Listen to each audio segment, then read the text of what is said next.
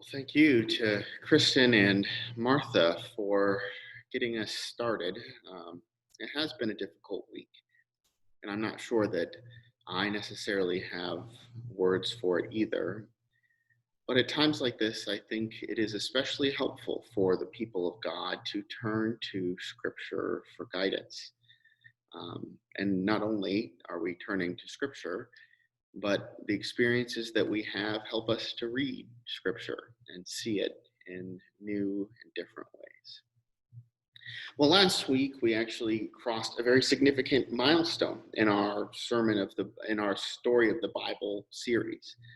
We were introduced to God's plan to save the world. Now, this was revealed to us in God's calling to Abraham and Sarah and their entire community, in which God said that she would make them a great nation, a different kind of nation, a chosen people, and that God would bless all of the families of the world through them. They'd be a kind of light to the world. They would serve as a bridge between God and the rest of the peoples of the earth. They would begin to heal that rift that had occurred with the fall. It's a beautiful vision. It's a beautiful calling. But you might be wondering now, how exactly is this supposed to work? What is it that the people are going to do that brings together this great rift? How is this supposed to happen? What even makes them unique among the nations of the world? Well, I'm sorry to say that some of these questions won't be addressed until much, much later in the story. But we do learn from the very beginning what it is that makes this people, this nation, unique and set apart. And it is that they entered a covenantal relationship with God. Now, that might not strike us as something particularly unique or overwhelming or revolutionary. And a lot of that has to do with the fact that we live in a different religious time, a different religious world than they did. You might recall that way back in the first sermon, I explained that the vast majority of people who lived in the ancient times believed in a wide variety of supernatural forces that ruled the earth. Now, some people might have described these as gods and goddesses, some as spirits or elements or forces or whatever you wanted to call it. But generally speaking, most people would turn to one supernatural power for help with fertility, and another power for the weather, and yet another for success in war. What was unique about this covenant with Abraham and Sarah, and it's worth noting that God specifically names Sarah as well as one of the bearers of this covenant. But what makes this covenant with them unique is that it's exclusive. They only follow the one God. And God, in terms, has a special relationship with them. To use the language of the Song of Songs, they might say, my beloved is mine, and I am his. See, we have this special relationship, and you might still be wondering, now hang on a second, how would an exclusive relationship help save the rest of the world? Well, what it does is it highlights what following this God can do, what it can look like. It sets them apart. Because this isn't just a religious statement, it's one that has social and political claims as well. If you are not trying to appease the gods of wealth or the gods of war, your life, your society is going to look different. Now, what exactly this means for us, though, how we're supposed to do this, how can we live into this vision as the people of God? I think if there's one place that we can look to try to get a sense of what this means, of what it is supposed to look like, it is in the life of Jacob. After all, of all of the characters in the book of Genesis, Jacob is the one who is the most closely associated as an individual with the community, the people of God as a whole. Why do I say that? Well, it's eventually named after him. This chosen people come to call themselves the people of Israel. The 12 tribes of Israel are the 12 sons of Jacob. Certainly, these other characters are important. Certainly, you would claim that you're a descendant of Abraham and Sarah and Rebecca and Isaac or Rachel or Leah and all these different characters. But by definition, if you were a descendant of Jacob, you were an Israelite. You were a member of this set apart people. And so, in a special way, his life symbolize and embody what this relationship with God, this covenant with God, might look like. Unfortunately, there's a lot in this life that's not to be desired. It starts off while he's in the womb with a prophecy that this covenant with Abraham would go through him, that he would be the one out of the two siblings who would rule, who would inherit the blessings. And you would think that this might be enough to give Jacob the encouragement he needed to begin living into this calling and vision. But he seemed to have been deeply insecure about it. Because in the first part of Jacob's life, it seems that all of his energy and effort is on securing this status that he and not his brother Esau would be the one to inherit this covenant with Abraham, this calling to worship God and form a special community in the land of Canaan. And so we read one story in which Esau, who came out of the womb first and thus was the firstborn, was famished. He'd been out hunting, he was starving. He comes into the home with Jacob in a moment of desperation, and Jacob exploits that hunger and says, if you want this bowl of soup, you have to sell me your birthright as the firstborn child. Esau does, because he's desperate, but he resents him for it. And then a little bit later in the story, when Isaac, his father, is nearing death, and he's about to give his son a blessing, which is more than just a prayer or a blessing, but a kind of expression of his wishes, one that is backed up in the most secure way you could in the ancient world, by invoking God's help for these prayers and blessings.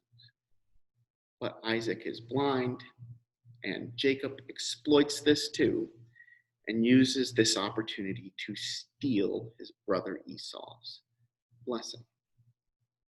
So Jacob, along with his mother, Rebecca, conspire together to try to secure this status formally as the one who would be the heir to Abraham's covenant with God. And there might be a way of reading the text in which it looks like it works. I mean, after all, right, he does end up becoming the one who inherits that tradition, not his brother Esau. But I'd want to remind you here that correlation does not imply causation. That just because we can read the story and see that in a certain way these two things happened, it doesn't mean that the fact that Jacob stole these blessings that he cheated his way through was what God honored in making him the bearer, the heir of this tradition. In fact, I think if you read the text closely, you can see that quite the opposite is true. Because the immediate effects of these deceitful actions were to push him away from his calling. After all, he was called to form this community in the land of Canaan. But this causes such a disruption with his brother that he has to flee outside of Israel. The whole purpose of it was to be able to take the inheritance of his father Isaac. But when he flees, he has nothing with him. these actions push him away from and not toward his calling. Well, when you get to the second stage of Jacob's life, things seem to be different. He seems to be turning over a new leaf and trying to live more ethically. So, for example, his father Isaac wanted him to find a wife from a specific household, and he goes to that household obediently, and indeed does find a woman that he wants to marry. Of course, he's poor. He doesn't have any inheritance with him, and so he has to work in order to earn the dowry to be able to marry this woman. But he does. He works extraordinarily hard, and his work helps the entire community. And so he is honored. He is rewarded with the opportunity of being able to get married. But he's cheated. Rachel's father, Laban, cheats him, and instead of taking revenge, instead of using this opportunity to rightly demand what he had earned, he works yet another 7 years and then marries Rachel. So here we have a story that's much more appealing, right? A Jacob who seems like a much better character to us. And we think maybe this is what it was that caused him to be the heir to the covenant with Abraham. Maybe it was because he worked so hard, because he tried to do things the right way. I mean, after all, it's during this time that he bears children. And children are certainly a sign of this covenant with God moving forward, right? Well, not necessarily.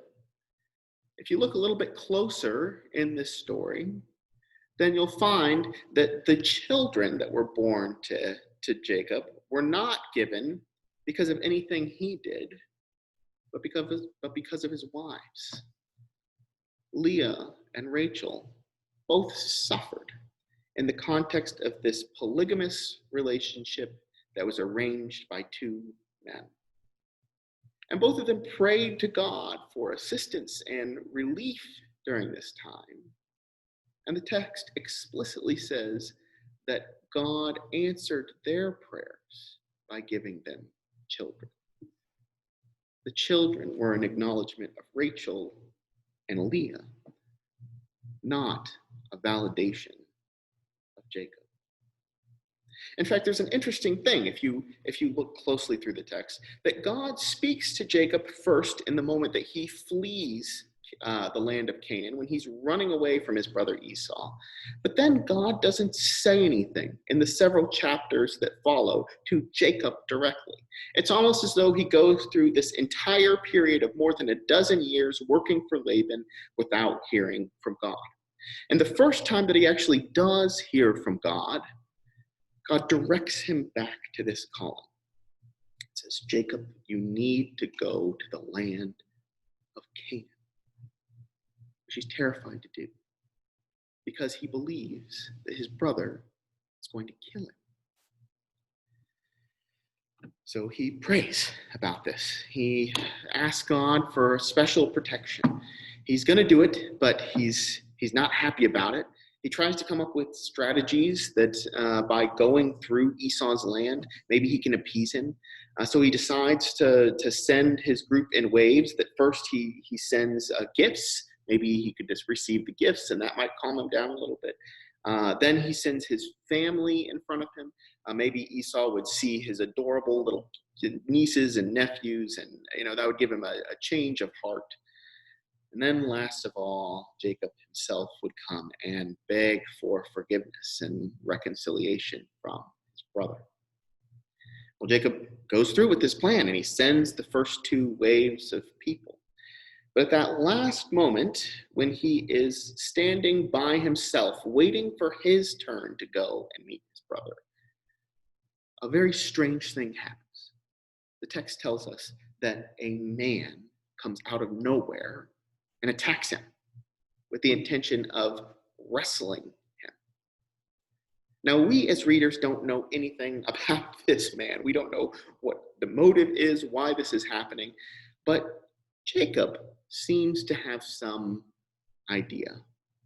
Because Jacob, rather than trying to defeat or kill this person or run away from this person, demands to be blessed.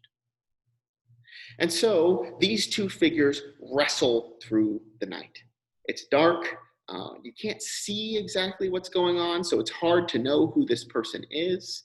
It's not something that just lasts for a few minutes. Presumably, this man attacked him at the beginning of the night, and they wrestle all the way until daybreak. And it's not just a fun wrestling match either. Jacob is wounded in a way that permanently sticks with him, lives for the rest of his life as a result of this match. But at the end of the night, when he has an opportunity finally to get away from it, when the person with whom he is wrestling says, "Let me go," Jacob decides to cling on anyway.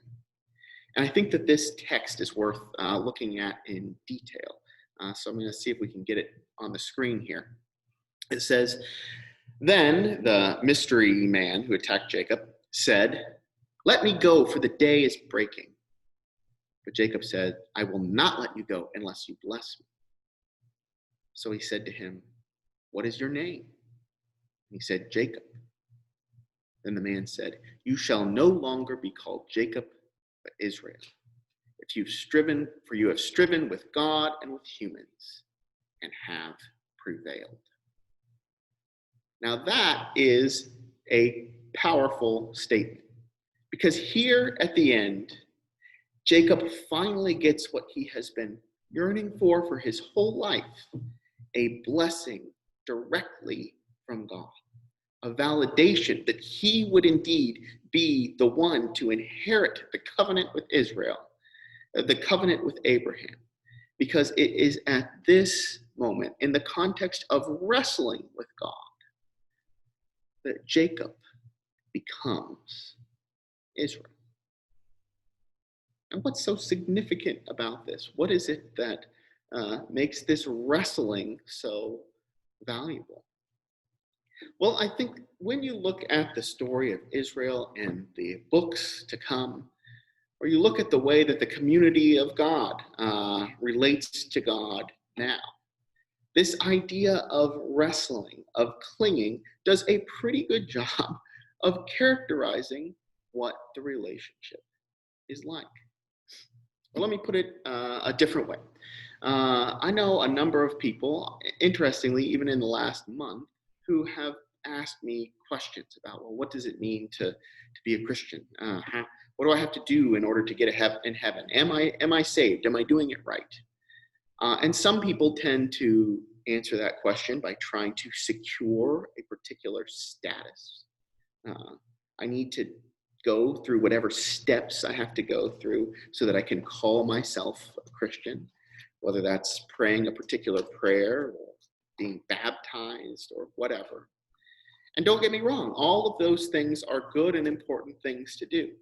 But there's no steps that I or anyone can lay out that can't be manipulated by someone, because it's not about securing a particular kind of status. There's some of us who think, well, then being part of the people of God is just a matter of being a good person, of living a good life and going out and doing good things. And certainly I would encourage everyone to try to live a good life, to be a follower of Christ. Because as we see from Jacob's life, every time he did what God wanted, it resulted in blessing. And every time he deviated from God's plan, it harmed both him and the people around him. But it was not through these good deeds that he achieved this status of being the covenant bearer with God. No, the thing that set him apart was that he clung to God, that he wrestled. God gave him a vision of blessing, a vision of what his life should look like. And even when it was dark, even when he couldn't see the way forward, even when it hurt, he clung to God, believing that God would give him that blessing. I think about this in the context that we're in right now in the United States, in which racial tensions are overflowing, And many of us are wondering what to do. I think it's important to remember that we're not just looking for something to do so that we can say, yes, check, we did the right thing. It's not about securing our status as allies, as being a good church or a church that pursues justice, as opposed to other communities out there that don't. It's that God has given us a vision of what God's people could look like. There is an image that we will see at the very end of this story, in which peoples from every tongue and tribe and nation all have their own cultural identities and yet are equally valued and dignified in one family of God. And I'm not sure that I know how we can get to that vision, given our history of racism and the struggles that we have to go through in this country. But I'm committed to wrestling with God over it. We're going to hold on to God, even when it gets dark, even when we can't see what's happening next, even when it hurts, because we believe that it is in God that we can see the way forward, that we can have a real future. Oh, the other benefit of this story is that it's a two-way relationship. It's not just that we have to cling to God, but it's also that God clings to us. And even when we fail, even when we lose our way, whether we are trying to be good or just living selfishly, God will hold on to us so long as we hold on to God as her covenant